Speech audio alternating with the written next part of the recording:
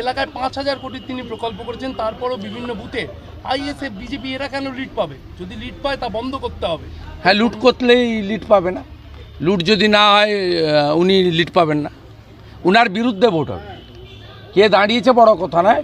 আর ওনার মিটিংয়ে উনি আজকে 137 জনকে ডেকেছিলেন। মিটিংয়ে আমার লোক ছিল, আমি সব জানি। এনআইএ থেকে তলব করা হয়েছে মোট 137টা লোককে ডেকেছিল, অঞ্চল প্রেসিডেন্ট, ব্লক প্রেসিডেন্ট, কাউন্সিলর, মোট 137 জনের মিটিং হয়েছে। ওনার মিটিংয়ে আলপিন থেকে এলিফেন্ট আপনাদের শুনতে হবে না, আমার কাছ থেকে পেয়ে যাবেন। তৃণমূলের পক্ষ থেকে বলা হচ্ছে যে 28শে মার্চ এনআইএ এর মাধ্যমে পূর্ব মেদিনীপুরের বিভিন্ন তৃণমূল নেতাকে তলব করা হয়েছে।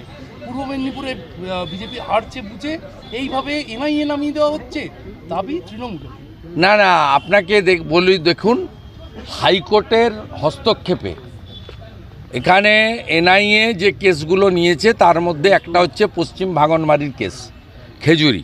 সেখানে তৃণমূল নেতারা গ্রেপ্তার আছেন, অনেকে বাইরে আছেন।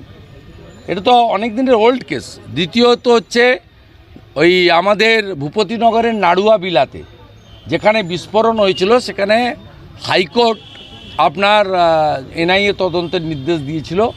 এটা প্রায় 8-10 মাস, 1 বছর হয়ে গেল ডাকাডাকি চলছে। তো সেই মামলায় এখনও গ্রেপ্তার হয়নি এবং সমস্ত কেসই পুরনো কেস। আমরা দায়িত্ব নিয়ে বলতে পারি এ কেসের সঙ্গে রাজনীতির কোনো সম্পর্ক নেই। যারা এই বিস্ফোরণ কাণ্ডে যুক্ত তাদের গ্রেপ্তারের দাবি আমরা আগেও করেছি, আজও করছি। এবং কোনো কেসের অর্ডার সরাসরি ভারতবর্ষের স্বরাষ্ট্র দপ্তর দেয়নি। কলকাতা হাইকোর্টের উচ্চতর বেঞ্চ, ডিভিশন বেঞ্চ, তারা এই সমস্ত দিয়েছে। তৃণমূল কংগ্রেস বা ভিকটিম যারা মনে করছেন, বলছেন যে আমরা ভিকটিম হয়ে যাচ্ছি, তারা সুপ্রিম কোর্টে যেতে পারতেন। যেমন রামনবমীর কেসে রাজ্য সরকার সুপ্রিম কোর্টে গেছিল, হেরে এসেছে। সেই কারণেই ডালখোলাতে 17 জন রাম ভক্তদের উপর ইঁট এবং পাথর ছোঁড়ারা জেলে আছে। শিবপুর হাওড়াতে 11 জন জেলে গেছে যারা রাম ভক্তদের উপর ছাদ থেকে পাথর ছুঁড়েছিল। রিসড়া বাকি আছে, সুপ্রিম কোর্ট পর্যন্ত গেছে। তাই কোনো এর সঙ্গে কোনো রাজনীতি নেই। উল্টে আমি বলবো, পূর্ব মেদিনীপুর জেলার এসপি সৌম্যদীপ ভট্টাচার্যের নেতৃত্বে মিথ্যা মামলায় ভারতীয় জনতা পার্টির কর্মীদেরকে 107-এর মামলা কাটা হচ্ছে। আমাদের কর্মাধ্যক্ষ বিরোধী দলনেতা খেজুরি 2 পবিত্র দাস, কাঁথি সাংগঠনিক জেলার সম্পাদক, তাকে মূল মামলায় জামিন করার পরে অন্য মামলায় ট্যাগ করেছে, যে মামলাতে ওনার নাম এফআইআর নেই। আমাদের শিডিউল কাস্ট ছেলে, যুব ছেলে, আমাদের ভূপতিনগরের পঞ্চায়েতের মেম্বার দেবনাথ ভাই, তাকে জামিন করার পরে ময়নার 2022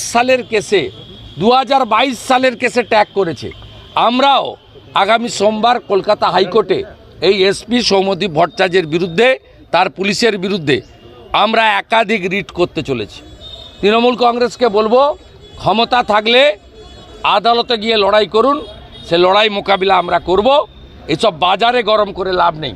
আমরা সমস্ত মিথ্যা মামলা এবং পুলিশি অত্যাচারের বিরুদ্ধে আমরা সব সময় আইনে, বাগচা বলুন, যে কোনো জায়গায়, এবং ইভিন আমি পর্যন্ত 42টা মামলা করেছেন হাইকোর্ট, সুপ্রিম কোর্ট থেকে আমি প্রোটেকশান নিয়েছি। আপনারা আইনের লড়াই করুন, এইরকম বাজার গরম করা কথা বলা লাভ নেই।